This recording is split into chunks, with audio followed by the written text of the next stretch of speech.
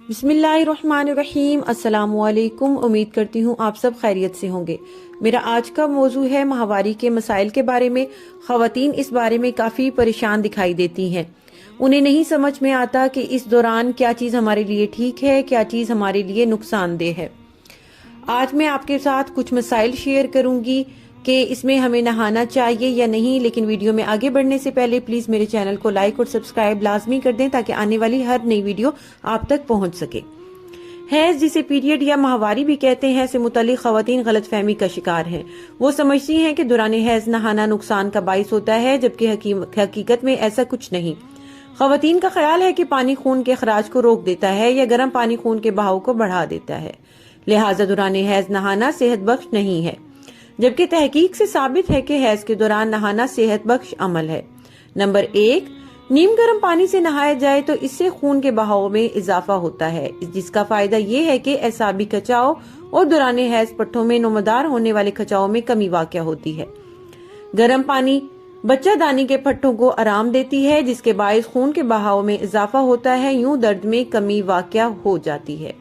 Number 2, पानी खून के अखराज को नहीं रोकता, ताहम पानी के दबाव के बायस आर्जी तौर पर खून के अखराज में कमी वाक़या हो सकती है, जो कि वक्ती होती है और 1 या 2 दिन के अंदर बिल्कुल नॉर्मल हो जाता है।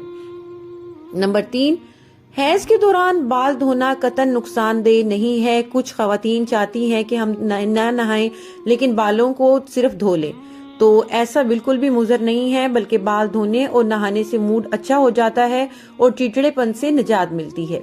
यूं हैज की अलामात से निमटने में आसानी होती है। नंबर 4, पैड्स उतारने के बाद हजारों जरासीम इंसानी जिस्म से चिपक जाते हैं।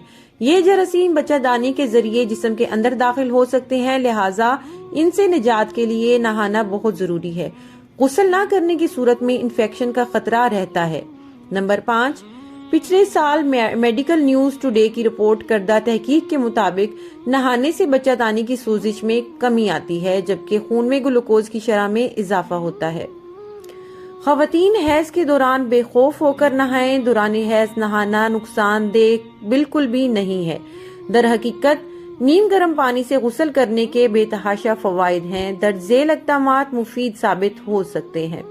नंबर 1, वर्जिश करना, जैसे वॉक या योगा करना। अगर आप घर से बाहर नहीं जा सकते तो अपने घर के अंदर रह के भी वर्जिश या वॉक कर सकते हैं। पेट का मसाज करना।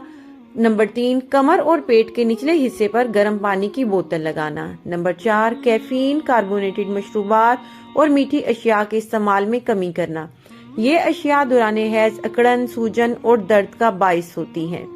कुछ लोगों का ख्याल है कि हम लोग ठंडी चीजें इस्तेमाल करेंगे, ये हमारे लिए नुकसानदेह होती हैं। कुछ लोग कहते हैं गर्म चीजें जो है वो माहवारी के खून को रोक देती हैं। लेकिन इन सब के बारे में मजीद मालूमात मैं इंशाल्लाह अपनी अगली वीडियो में शेयर करूंगी। अब तक के लिए इतना ही। अगली वीडियो का इंतजार कीजिएगा।